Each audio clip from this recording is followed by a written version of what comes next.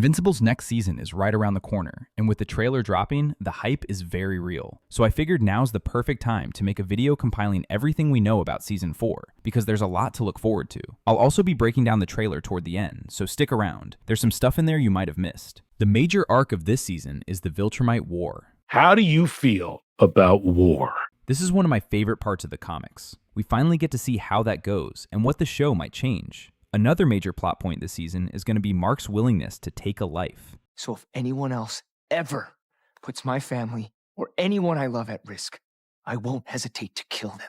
I'll discuss these more when I get to the trailer. The release date for the first 3 episodes is March 18th, with 1 episode coming out every Wednesday until April 22nd, for a total of 8 episodes, just like the last 3 seasons. Season 2 was the only one to release just 1 episode on the premiere, so it's likely that we'll get the first 3 on the same day. Kirkman, the creator of Invincible, has said that the animation is going to be improved from the previous seasons, and based on what we saw in the trailer, he wasn't kidding. It's looking amazing, and hopefully that carries through the whole season so we don't get shots like this from Season 3. The voice actor for Powerplex, Aaron Paul, won't be returning. Based on the comics, he still has more story left, but it's not likely to be next season anyway. Speaking of voice actors, Lee Pace was revealed to be voicing Thrag, the big bad of Invincible. Leave no one alive. Kirkman confirmed in an interview that there will be a lot of screen time for Thrag, and that it will be earlier than we might expect. I think the way he will be introduced will involve Conquest. I think Conquest will break out at the end of the first episode, and then by episode 4, we'll see him begging Thrag for forgiveness, leading into the Viltrumite War in the second half of the season.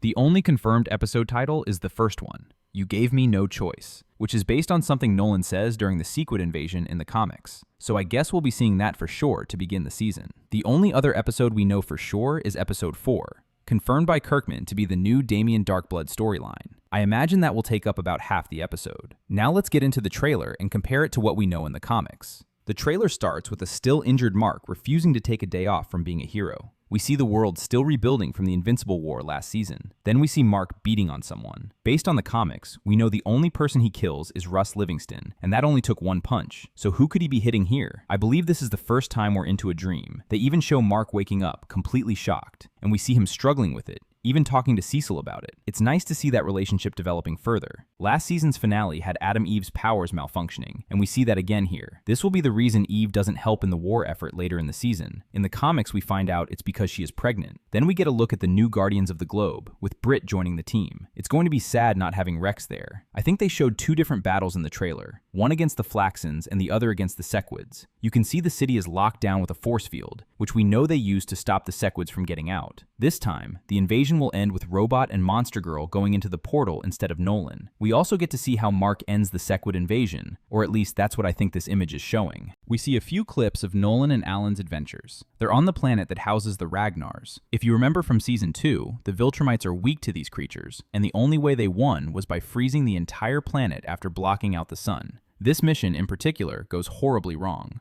But the real fun starts when Nolan and Alan come to Earth to recruit Mark, Oliver, and Tech Jacket. Speaking of Oliver, he's now known as Young Omni-Man, and we can see he's closer to being around 15 years old. He's becoming more and more of a true Viltrumite, losing the Thraxan side that makes him purple, so his aging will also slow down. We see a Viltrumite warship attacking what I'm assuming is Taliscria, the base of the coalition of planets. Then we see that warship being destroyed, which was likely done by Mark and Oliver. We also got our first look at planet Viltrum. It's looking really dark, and you can see the statue of Emperor Argal. I really hope nothing happens that ends up destroying this place. This ship that is being destroyed is the ship that's taking Mark and the others to Taliscria. This leads to the Mark versus Conquest rematch. We see Mark choking him and screaming, most likely due to Conquest's gut punch. Then it cuts to Nolan facing off against one of those giant underground worms. I'm wondering if this is the episode where he goes to hell. I originally thought it would be Mark, but it makes sense that Damien Darkblood would summon Nolan. And buy yourself a few more years out of hell. You just don't want to go home.